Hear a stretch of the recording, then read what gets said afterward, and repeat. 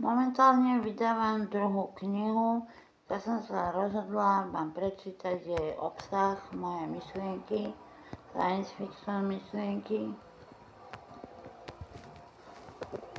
Invázia z vesmíru. Na planéte Mars, červenej planéte, žila mimozemská civilizácia. Boli to geneticky simulované kódy Matrixu. Mali stroj na hmotnú realitu, či je skutočnosť realitou, alebo realita nie je skutočnosťou. Strážcovia vesmíru mali podzemné laboratória na výskum nevysvetliteľných javov, telepatie, telekinézy, čipovú totalitu. Postavili svet budúcnosti interkontinentálnu kozmickú loď.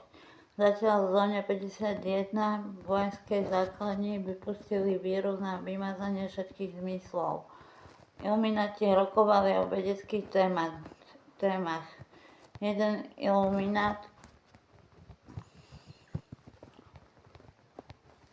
iluminát bol vyvolený a mal prednášku.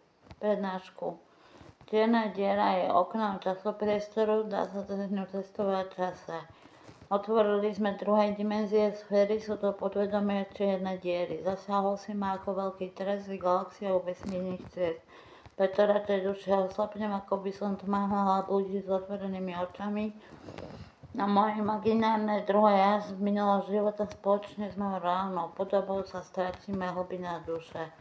Armáda temných iluminátov robili magický rituál so sviečkami, prekryli čarodejnice, ktoré vedeli astrálne cestovať snom.